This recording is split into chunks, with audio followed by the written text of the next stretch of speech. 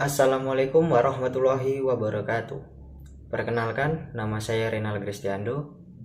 Saya berasal dari kelompok 3. Di sini saya ingin memperkenalkan teman-teman saya, yaitu Anissa Turrohma, Aina Sopi, Alifta Zulfa Ramadhani, dan Nur Kamalia Zulfa.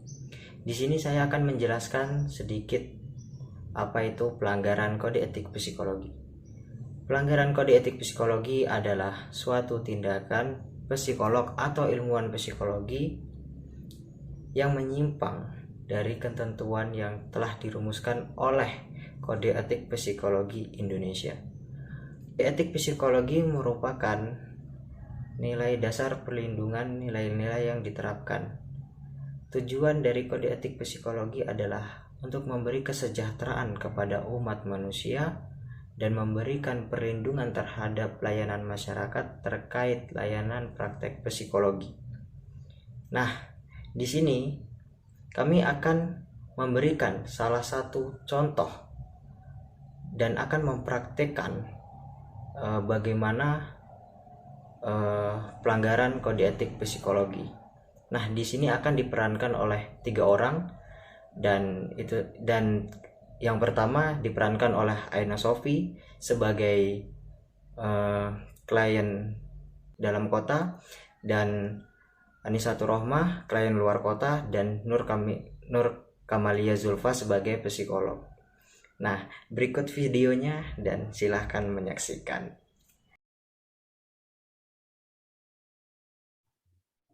Selamat siang, Mbak. Selamat siang. Dengan Mbak siapa? Saya Anissa Turrohmah. Baik, perkenalkan saya psikolog Zulfa yang akan menemani Mbak dalam sesi konseling beberapa waktu ke depan, insya Allah ya.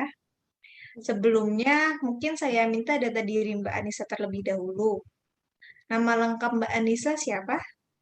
Nama saya Anissa Turrohmah, Usianya? 19 tahun,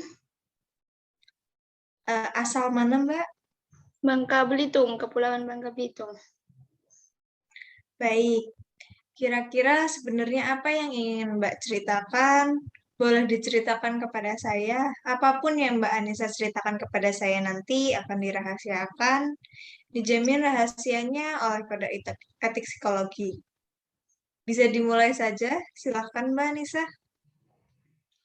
Jadi gini Bu, waktu saya SMA, saya punya teman tapi merasa tidak punya.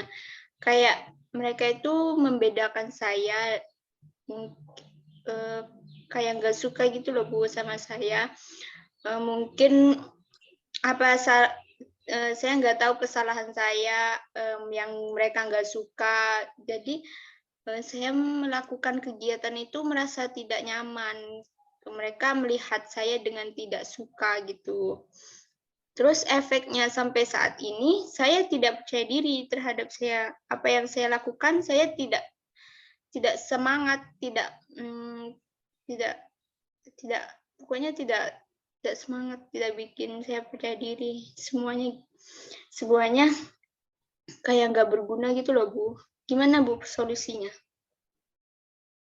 Baik, dari apa yang telah Mbak ceritakan, sebaiknya Mbak yang lebih sabar, karena semua akan indah pada waktunya.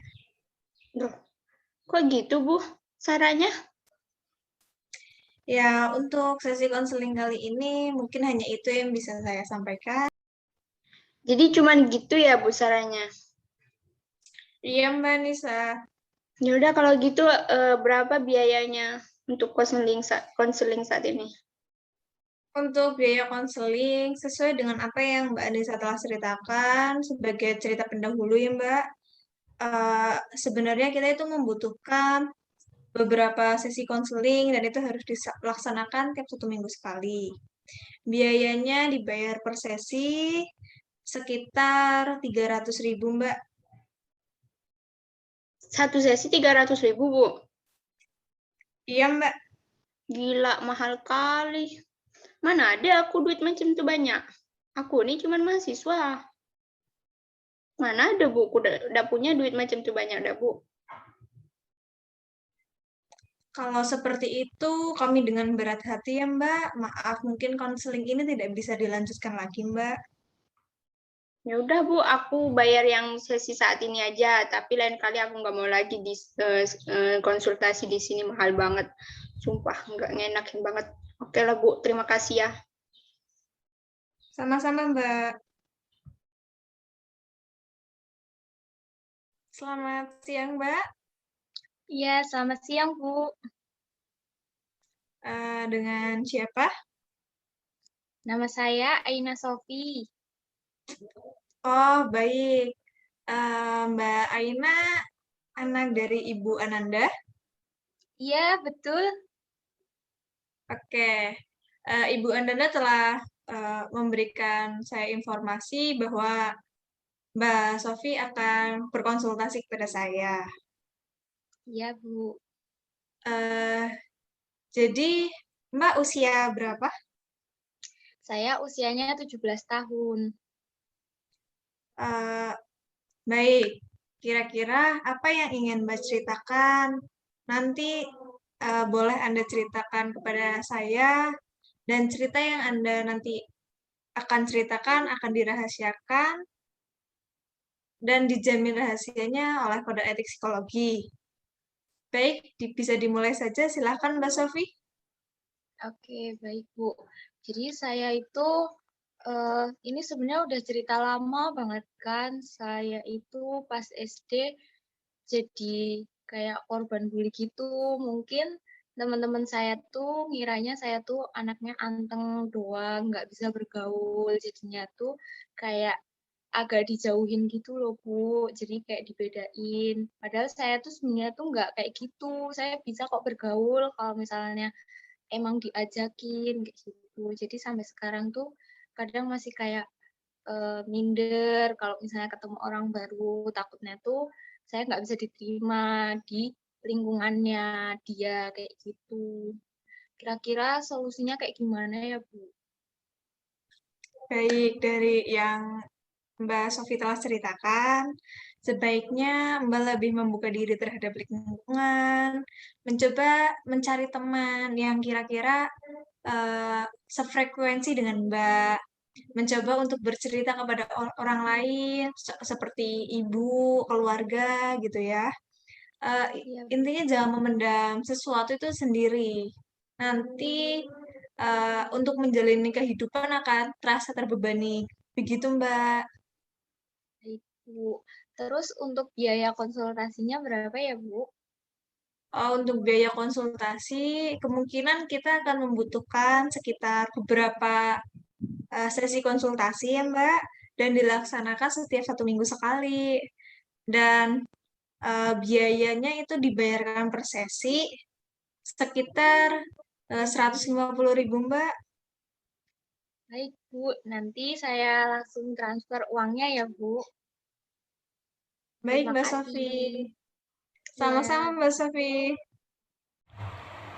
Pada video tadi, kita dapat melihat kasus pelanggaran kode etik psikologi, yaitu bab 1, pedoman umum, pasal 2, prinsip umum, prinsip A, penghormatan kepada hakikat martabat manusia, psikolog dan atau ilmuwan psikologi menyadari perbedaan budaya, individu dan peran, termasuk usia, gender, identitas gender, ras, suku bangsa, budaya, asal kebangsaan, orientasi seksual, ketidakmampuan atau kebutuhan khusus, bahasa dan status sosial ekonomi, serta memperlihatkan faktor-faktor tersebut pada saat bekerja dengan orang-orang dari kelompok berikut. Serta pada pasal 33 tentang penjelasan biaya dan batasan, pasal 78 tentang penjelasan singkat atau debriefing setelah konseling. Upaya yang bisa kita lakukan untuk mengatasi pelanggaran kode etik psikologi yaitu melakukan pengaduan terhadap pelanggaran yang dilakukan oleh psikolog ke HIMSI atau majelis terkait agar menindaklanjuti kasus tersebut dan sebagai pembelajaran bagi para psikolog untuk tetap menjunjung tinggi kode etik psikologi. Terima kasih.